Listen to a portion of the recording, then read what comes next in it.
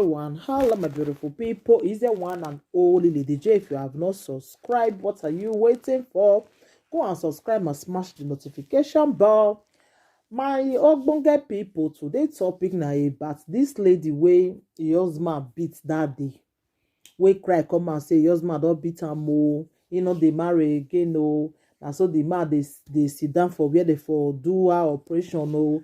Na so the man dey do so many things to her, The man dey always dey cheat on her, carry different girl. So because of that one, say she no wan marry again, she wan run for her life, She talk so many things, you understand? So when she come dey talk all those things, I come dey say, na so maybe, she can't even show her face sef when this thing take full am blood wey the man take beat am. So many people come pity for her. They come dey say, I which kind animal be this one? Which kind man go even do this kind thing to your own wife? You understand? So I can't shock when I come say they don't finally reconcile, and I can't say anyway. E good. I can't see one video where we worry do say, hey, now wow. Say this woman cry come out that they say her husband dey beat am. Her husband dey beat am, and they really dey deal with am, See wetin they do to am. Say the first thing wey come out for their state governor Matt say to reconcile them. He can't say the thing shockalize am like seriously, Even me, because you be like say we worry know wetin dey my mind. I can't say na truth o. If you say maybe we reason wetin we worry talk, na truth. The first thing wey come out for a man na to reconcile them, because the man a journalist, But for me, not even fair reason now. Say this kind man wey dey do this kind thing, he go fit change. He don't really change. Not be to reconcile them. He change. You don't know if this man will still do worse than this one. Not be say not good as a reconcile, no, you good, but a man when they beat his wife like this, me I not trust him. Because domestic violence is not good for marriage at all. It's not they good. It's not they good for marriage at all. Not waiting 2 years, suppose even the year, say your husband, they beat you like that. You understand? Not be say to reconcile, they say it's not really good, like seriously good, but that one are the first thing wey come out for your mouth, say you want reconcile them because of wetin the man they do, good. You do aware as you reconcile them, but this man don't change. This man don't change. A man wey dey beat his wife like this, he don't really change. Not be to reconcile them o. Now for him to change. Now it matters. You understand? And that is I always they talk this thing. Say sometimes you marry to your enemy. They know so you marry to your enemy. You no go know all thing when you can't remember that person before you can't know say this man now your enemy. You understand? I love say the reconcile, but that beating part, that man don't change. That is my question now. That man don't really change. Supposedly this woman not cry come out now for social media. We for know what she dey pass through. Nobody for know. That is number one. No. Nobody for know what she dey pass through for a side body. Oh. She go there now. They die in silence there. Nobody go know what she dey pass through. Supposedly she not cry come out. Now this cry when they come cry come out, I can make the state governor come see and I come feel say she go feel in go feel reconcile them. Any man where they beat your wife, no be you know what to be a man. Yeah. You know what to be a man. No matter what that woman go do, my dear. No matter what that woman go do, you have to if the thing too pain you, say the woman they offend you, just carry your clothes, come up for house. Before you come back, the woman go don't calm down. And that is a responsible man. We no one really like say in the beat your wife. That is a responsible man. A man when they bring his wife a matter come out for our side, like they discuss his wife for our side. You know what to be a man. Yeah. A man supposed to respect his wife. A man supposed to carry his wife like egg, no matter what. Even this woman even talk and say, what even make the man beat her now be say, the man they go they cheat on her, they carry guests for us, they spend money for guests, or because they ain't get money.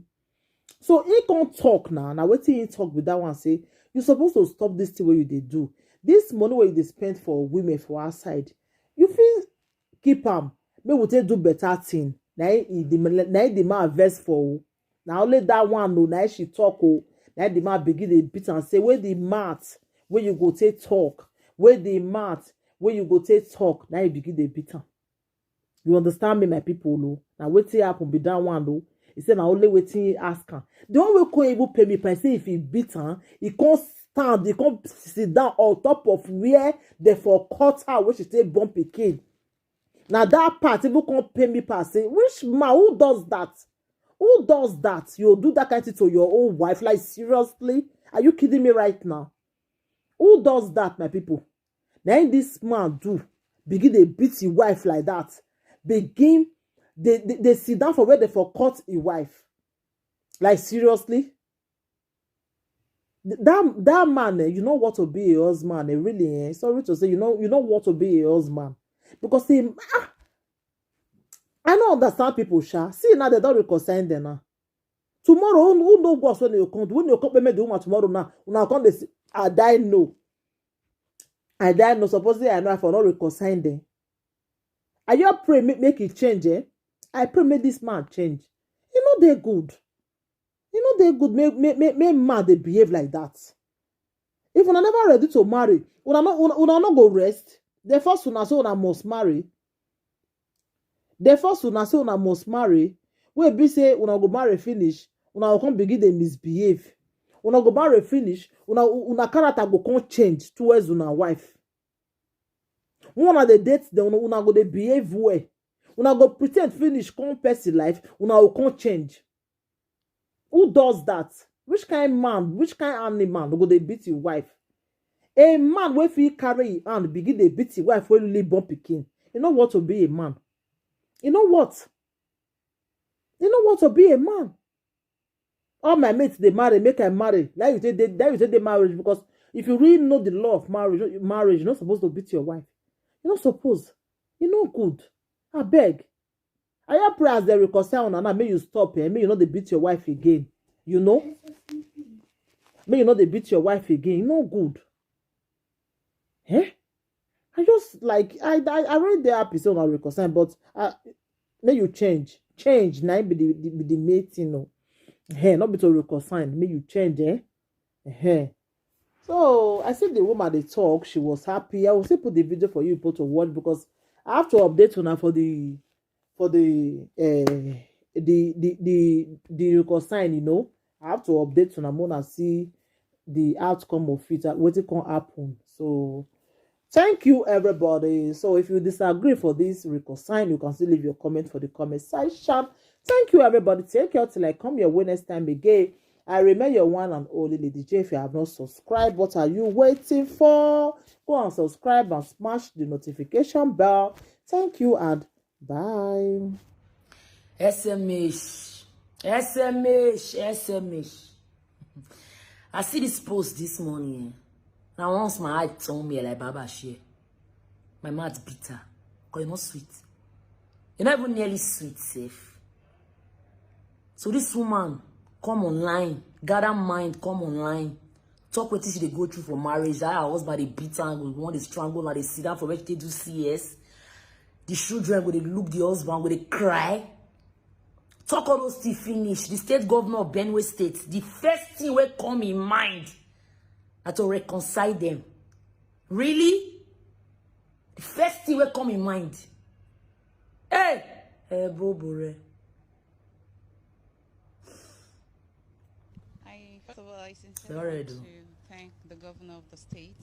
He's really shown he's a father. I thank you, sir, for in the midst of your busy schedules, you've made out time to talk to us and advise us. I've taken your counsel, sir, and going forward, I intend to make my marriage work. I accept your apology, my husband, and to my people in Imo State. They were not happy about what happened at all. I please also want to plead with you to forgive my husband. And to my auntie China, I also want to thank you. You've been like a mother to me here and a sister. Thank you for everything you've done, and to the rest of the world, I want you to have a place in your hearts to forgive my husband. In this time, I need your prayers for my family and my children. We have 4 children who are still very tender, and all we need now is your prayers. Thank you. SMH. SMH. SMH. I see this post this morning. Now once my eye told me like Baba share. My mouth bitter. Because you're not sweet. You're not even nearly sweet, safe. So this woman come online, gather mind, come online, talk with she they go through for marriage. That her husband they beat her, we want to strangle, and they sit down for where they do CS. The children go they look the husband, go they cry. Talk all those things finish. The state governor of Benue State, the first thing will come in mind are to reconcile them. Really? The first thing will come in mind. Hey! Hey, bro.